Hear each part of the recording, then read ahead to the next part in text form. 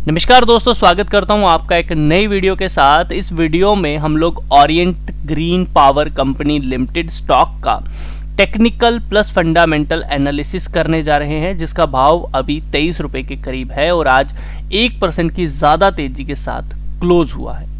तो अगर आप लोग इंटरेस्टेड हैं तो ही इस वीडियो को देखें, अदरवाइज आप वीडियो को छोड़ के जा सकते हैं क्योंकि आपका फिर वक्त ज़ाया हो जाएगा।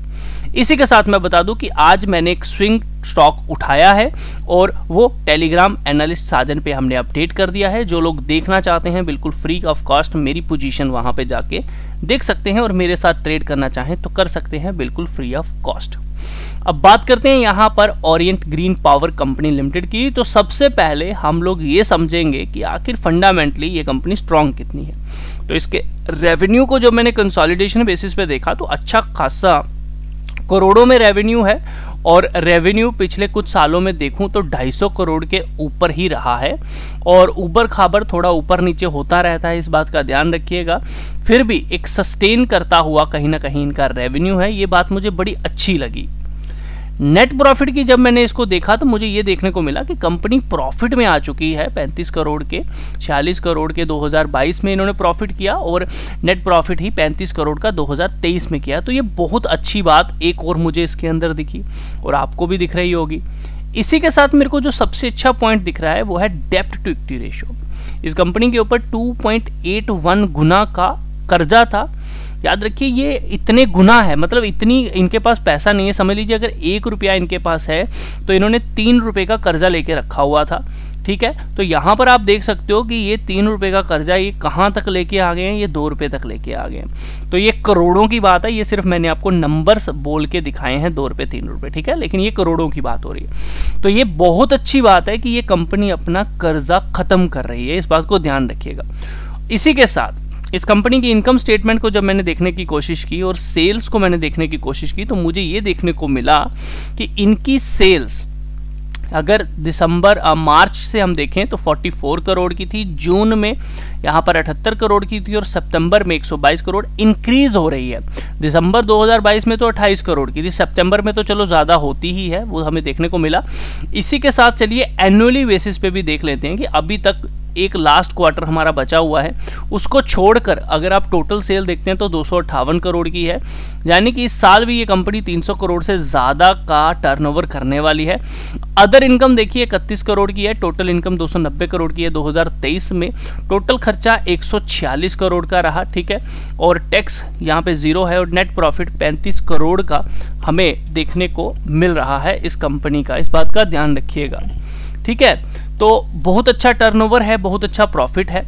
इसी के साथ जब मैं इसके शेयर होल्डिंग पैटर्न के ऊपर आया तो मुझे ये देखने को मिला कि इस कंपनी ने अपना 99.9% जो शेयर थे वो सारे के सारे प्लेज किए होते। हो सकता है पैसों की ज़रूरत हो, बट अब जाके इन्होंने अपनी प्लेजिंग को यहाँ पर छुड़वाया है और 76.54% ही अब इनकी होल्ड रह गया है। तो ये बहुत अच्छा एक डिसीजन या फिर एक पॉजिटिव पॉइंट माना जाता है जब भी कोई ऐसा कंपनी करती है, अपने शेयर को छुड़वाती है, यानी कि अपनी प्रॉपर्टी जो गिरवी रखी थी उसे छुड़वा लिया। इसी के साथ मैं आपको बताना चाहूंगा कि इस कंपनी के एफआईस देखोगे तो उन्होंने भी 2023 में सितंबर में 0.82 के करीब बाइंग की है। डीआईस की बात करूं तो डीआईस ने यहां पे बाहर निकलने की कोशिश की है और जो बाहर निकला गया है वो एफआईस ने माल खरीदा है, तो इसे हम कह सकते हैं कि होल्डिंग हैंड हमें मिल गया। साथ में बात करूं पब्लिक की तो पब्लिक भी यहाँ पे अच्छा खासा माल लेकर बैठी है 63% का, बट पब्लिक में बड़ा माल किसने उठाया है ये चीज़ इंपॉर्टेंट है। तो हिंदू अनडिवाइडेड फैमिली ने ही 2% का माल उठाया है, यानी कि बाकी 62% आप कह सकते हो मिला जुला माल उठाया हुआ है। तो आप जो इसके अंदर एक बेट करोगे वो किसके ऊपर बेट करोगे?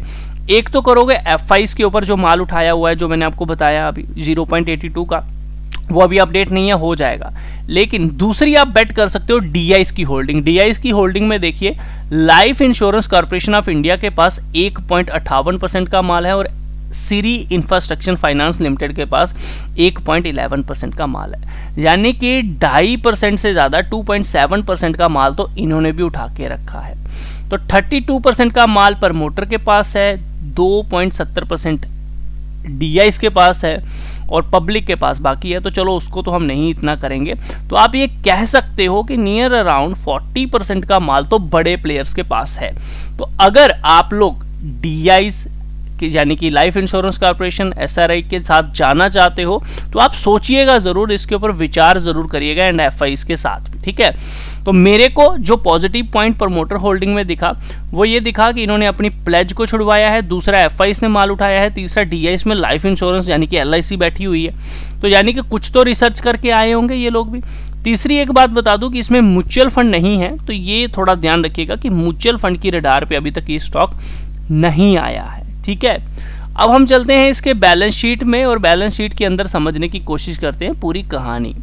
तो कंसोलिडेशन बेसिस पे ही पूरे बिजनेस को हम लोग देखेंगे। तो ध्यान रखिए इसके पास इक्विटी शेयर कैपिटल 750 करोड़ की है और जो पिछले 5 सालों से बिल्कुल भी छेड़ाछाड़ी इसके साथ नहीं की गई है, ये बहुत अच्छा प्लस पॉइंट है। अपने पार्टनर्स को ये भुला नहीं रहे हैं, ये बहुत अच्छा है। दूसरी बात, रिजर्व एंड सरप्लस माइनस में चल रहा है, फिलहाल इनके पास कुछ भी रिजर्व नहीं है, उल्टी देनदारी है 227 करोड़ की, बट कहीं ना कहीं आप देखोगे 254 से 227 करोड़ है, तो यानी कि प्लस में लाने की पूरी कोशिश हो रही है, इस बात का ध्यान रखिए।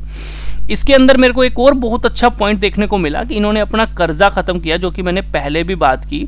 1367 करोड़ का कर्जा था आज से 5 साल, बट अब जाके 948 करोड़ का रह गया है। इन्होंने स्टेप उठाया है कहाँ पे, अपना स्टेप उठाया है इन्होंने शॉर्ट टर्म बोरिंग में, बट वहाँ पे भी कर्जा खत्म कर रहे हैं। 5 साल पहले तो 25 का था, अब 122 का है, तो यानी कि कहीं ना कहीं यहाँ पे खत्म करके थोड़ा सा यहाँ पे शिफ्ट किया जा रहा है। तो जो शॉर्ट टर्म का लोन होता है उसके ऊपर इंटरेस्ट और ज़्यादा कम पड़ता है, तो यानी कि इनकी प्रॉफिटेबिलिटी बढ़ जाएगी, इस बात का ध्यान रखिएगा।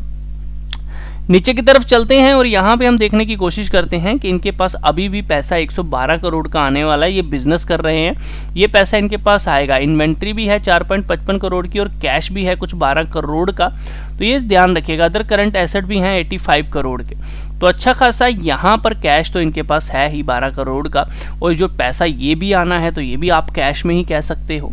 तो दोस्तों बैलेंस शीट के अंदर मेरे को 2 चीज़ें यहाँ पर अच्छी लगी, इन्होंने कर्जा कम किया है, दूसरा इनके पास ट्रेड रिसीवेबल है, और तीसरा यहाँ पर अपने रिजर्व को ये प्लस में लाने की कोशिश कर रहे हैं। तो आने वाले समय में अगर ध्यान रखिएगा इनका रिजर्व एंड सरप्लस प्लस में जाता है तो हमारे लिए बहुत अच्छा रहेगा। तो 1-2 क्वार्टर का ध्यान ज़रूर रहिएगा इस कंपनी में। ये हो गई पूरी बैलेंस शीट, ये हो गई रेवेन्यू, और ये हो गई आपकी शेयर होल्डिंग पैटर्न की बात जो मैंने आपको अभी तक बताई। आइए समझते हैं टेक्निकल बेसिस पे क्या सिनेरियो निकल कर आ रहा है। टेक्निकल के बेसिस पे स्टॉक ने एक ब्रेकआउट दिया हुआ है 19 से 17 रुपए के करीब, 19 रुपए का कह सकते हो। इसके अकॉर्डिंग इस स्टॉक को अब 35 रुपए 95 पैसे जाना चाहिए। इन फ्यूचर अगर ये कभी भी स्टॉक 17 रुपए के करीब मिलता है तो इसमें एक बाइंग बेट की जा सकती है, बहुत अच्छा लेवल रहेगा।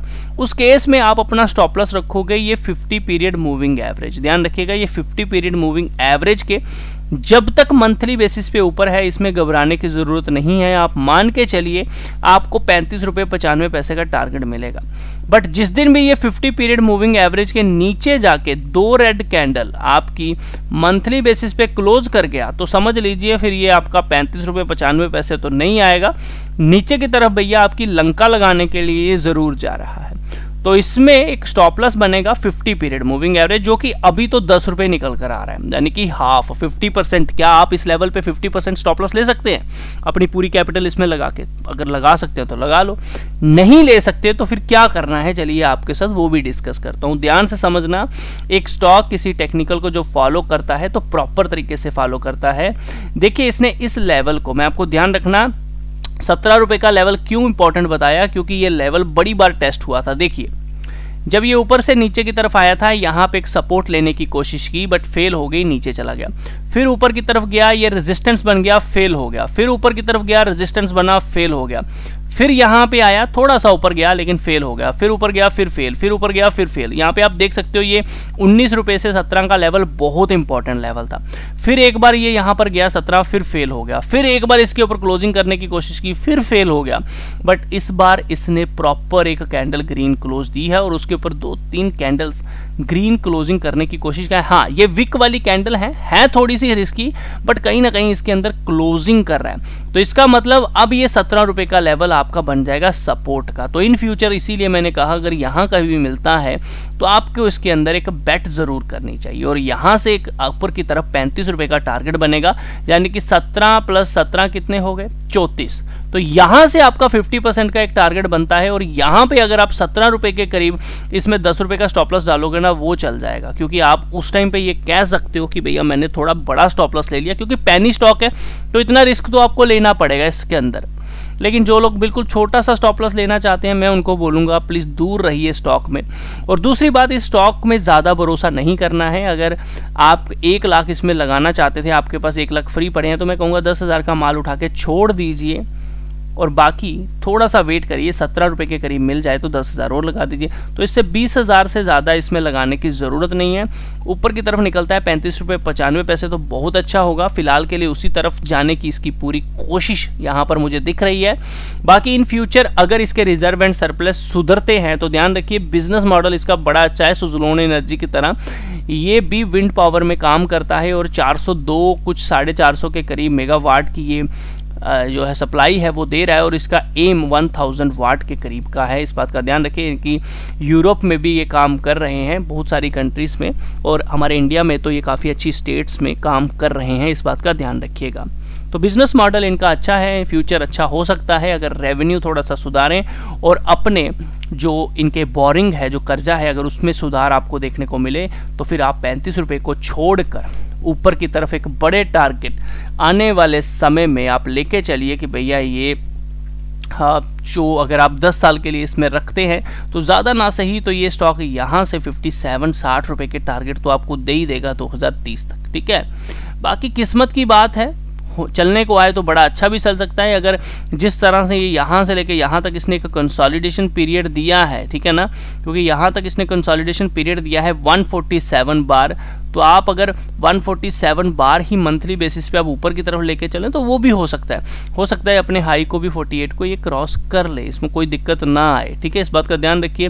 हो सकता है ये इस चैनल पैटर्न को, ये जो फेल हुआ था यहाँ पे जो कोशिश की गई थी, क्योंकि ये एक रेजिस्टेंस जोन था। कौन सा रेजिस्टेंस जोन था? ये था एक रेजिस्टेंस जोन जो 17 की बात की, एक बार कितनी बार यहाँ पे फेल हुआ, तो यहाँ पर इसने प्रॉपर एक हायर हाई बनाया था। तो हो सकता है अब जिस तरह से इसके ऊपर निकला है ये इस ट्रेंड को फॉलो करे, यहाँ तक जाने की कोशिश करे, इस ट्रेंड लाइन को हिट करे, क्योंकि LIC भी इसके अंदर तो बैठा हुआ है। तो इस हिसाब से अगर इसने इस ट्रेंड को पकड़ा तो 30 तक 108 109 तो जा ही सकता है। करंट प्राइस ये है, लेकिन फिर भी पहला टारगेट 35 रुपये 95 पैसे है। यहाँ आता है तो अपनी कैपिटल को फ्री करें, बाकी छोड़ दीजिए 108 109 हज़ार जाने के लिए।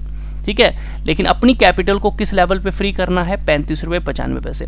अगर आपने यहाँ पे 10,000 का माल लिया है तो स्टॉप लॉस क्या रखना है? स्टॉप लॉस भैया फिर 10 ही बनेगा, या तो 50 पीरियड मूविंग एवरेज। तो ध्यान रखिए 50 पीरियड मूविंग एवरेज के पास आता है, उसके नीचे अगर 2 red candle monthly basis close करता है तो एग्जिट करना है। लेकिन अगर दोबारा ऊपर चला गया और क्लोजिंग दे दिया तो दोबारा लेना है, फिर घबराना नहीं है, एंट्री लेनी है, री एंट्री करना चाहिए।